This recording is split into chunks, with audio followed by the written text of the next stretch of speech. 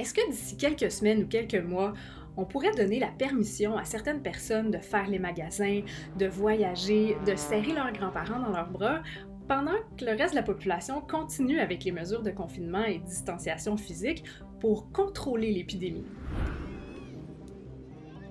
C'est ce qui arriverait avec les passeports immunitaires. Des passeports qui accorderaient plus de liberté aux personnes qui ont les bons anticorps dans le sang contre le coronavirus, qu'elles aient été malades ou asymptomatiques. Si ça sonne comme de la science-fiction, c'est parce que c'est encore de la science-fiction pour le moment. Même si le déploiement des passeports immunitaires est complètement hypothétique, l'idée a suscité beaucoup de discussions très sérieuses partout à travers le monde dans les dernières semaines, y compris au sein de certains gouvernements. Dans une lettre, la maire de la capitale propose au Premier ministre que dans un premier temps, seuls les Parisiens immunisés contre le Covid-19 aient le droit de sortir, munis d'un certificat. These antibody tests, blood tests, offer the hope that people who think they've had the disease will know they're immune and can get back to life as much as possible. I think it might actually have some merit under certain circumstances. Le 24 avril dernier, l'Organisation mondiale de la santé a statué sur les passeports immunitaires. Tant qu'on ne saura pas si on développe oui ou non une immunité à la COVID-19, il sera trop tôt pour établir un système de passeport immunitaire. Notre corps développe plusieurs types d'anticorps contre la COVID-19. On ne sait pas s'il y en a certains qui nous empêchent d'attraper la maladie une deuxième fois, ni lesquels, ni combien de temps cette immunité durerait, ni à quelle concentration on peut les détecter dans le sang, ni si ça nous empêche d'être contagieux pour les autres. Et les fameux tests sérologiques, ceux qui permettent de détecter les anticorps, ils ne sont pas encore fiables à 100%. We don't actually know yet. S'il y a des faux négatifs, ça voudrait dire qu'on pourrait empêcher de travailler certaines personnes qui seraient immunisées, mais s'il y a des faux positifs, c'est encore plus risqué. Ça voudrait dire qu'on pourrait donner plus de liberté à certaines personnes qui sont vulnérables. Et c'est pour ça que dans les laboratoires, la course continue. Il y a plusieurs pays, plusieurs compagnies privées et gouvernements qui travaillent extrêmement dur sur ces tests. Tout le monde comprend que c'est notre billet de sortie de la situation actuelle. Je crois, on n'a pas de boule de cristal, mais je crois qu'on aura quelque chose à peu près fiable bientôt.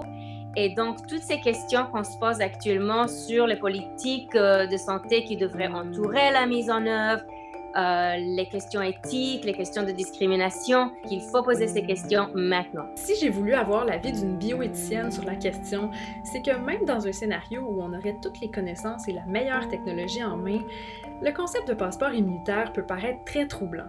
Je pense que les gens sont parfois choqués par cette idée parce qu'on a tellement l'habitude de lutter contre une discrimination sur une base biologique, génétique, base de santé.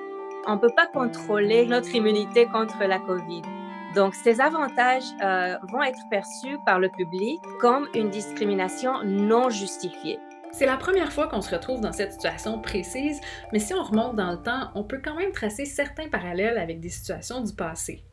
Et identifier certaines personnes selon des critères sanitaires pour suivre ou restreindre leurs déplacements, ça date pas d'hier. À la fin du 19e siècle, on commence à mettre en place des quarantaines, donc ce qu'on appelait des lazarets. Donc les lazarets, c'était des édifices qui étaient vraiment pensés pour accueillir les populations qui venaient des bateaux. Et à l'époque moderne, ce qui se développe, c'est ce qu'on appelle les patentes de santé, donc les health bills. En fait, ce sont des documents qu'on commence à développer, qui sont écrits au départ par les consuls du pays d'origine. C'est un document qu'ils donnent au capitaine du bateau pour assurer l'état sanitaire en fait, du port d'origine.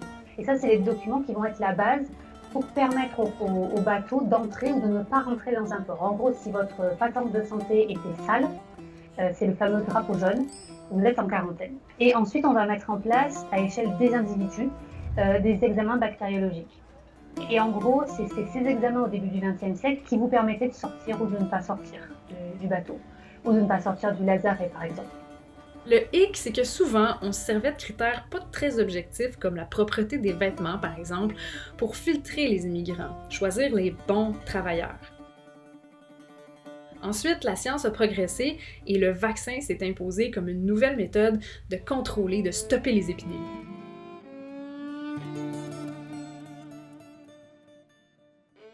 La vaccination devient, à partir des années 40, et puis notamment pour la variole, ça devient une obligation pour se déplacer. Donc avant, on empêchait les gens qui revenaient de pays où il y avait un risque de contamination de la variole ou de la fièvre jaune, on les empêchait d'entrer. Après, ce qui se fait, c'est d'obliger les personnes qui partent à avoir un certificat et pour revenir à montrer qu'elles ont été vaccinées. Pour gérer la circulation des personnes, le carnet de vaccination, c'est sûrement un outil plus objectif que la propreté des vêtements. Mais Célia Miralles-Bouil m'expliquait que c'est pas parce qu'on a les bons outils scientifiques que les contrôles arbitraires ou discriminatoires disparaissent comme par magie. On le voit encore aujourd'hui, une épidémie, ça révèle ou même ça accentue des injustices qui sont latentes. On l'a vu au milieu du 19e siècle, à la Nouvelle-Orléans, qui était aux prises avec des épidémies de fièvre jaune.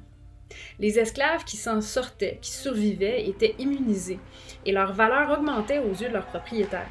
Ce qui fait qu'il y a certaines personnes qui cherchaient à s'infecter volontairement au risque de leur vie pour améliorer leur sort. On n'est vraiment pas dans un contexte similaire aujourd'hui.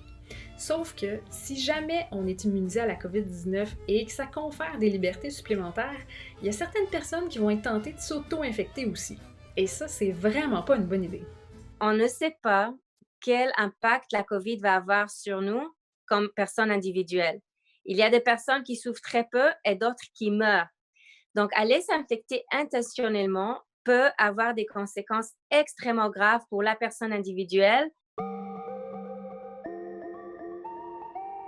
C'est ce qui fait que les décisions qu'on doit prendre actuellement sont si délicates.